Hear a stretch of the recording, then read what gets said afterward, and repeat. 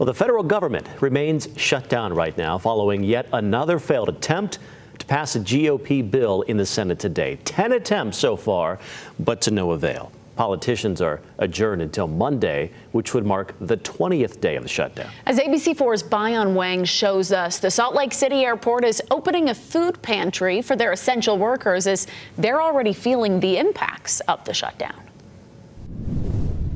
Officials told me that this is something that they absolutely had to do because their essential workers here are already feeling the impacts of this government shutdown. In fact, during their last pay period, they only got a partial paycheck. And if the government isn't open by the end of next week, they're going to get zero for their next paycheck until the government does reopen. I'm sure that if this goes on for any lengthy period of time, there will be signs of frustration. Frustration from essential workers who are no longer getting a full paycheck. TSA security, air traffic controllers, and Custom and Borders Protection personnel still required to work.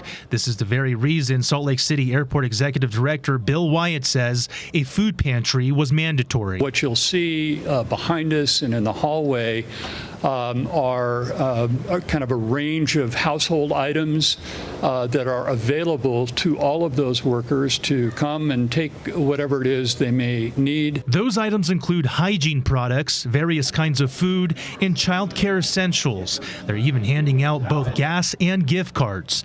A much more comprehensive effort with the benefit of hindsight. I think what you're seeing of the airport learning from 2019 of how to support those federal workers. Employees who are just trying to make ends meet, according to Salt Lake City Mayor Erin Mendenhall. This compromises the family's ability to keep their kids in the same school, to make that emergency heater repair when it goes out on the first cold day of winter. The struggle comes as several airports across the country have seen major delays amid the shutdown. I think last week it was Burbank that was having problems. And that's exactly why traveler Laurel Graff used a different airport to fly into SLC. We were super glad we were flying out of LAX, which we never say, because of the delays in Burbank. Graff is in town to see the BYU football game, but she says there's more anticipation for the flight back home than the game itself. A shortage of air traffic controllers, and I'm like, is it even safe to fly? Do I really want to be getting on an airplane, and how bad do I want to see that game? It's a problem for us because the airspace that we all share as passengers is a national airspace, and that's how it's managed.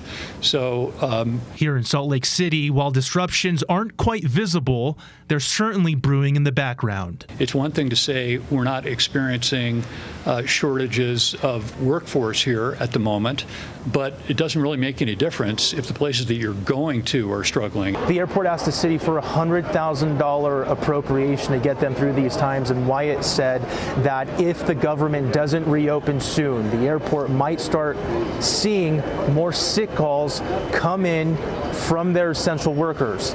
If 2018, 2019 is used as kind of a lens of what might happen now, Wyatt says that back then, essential workers had to get second jobs. They had to call in sick because they needed a paycheck to feed their families. At Salt Lake City Airport, I'm Bayan Wang, ABC4 News.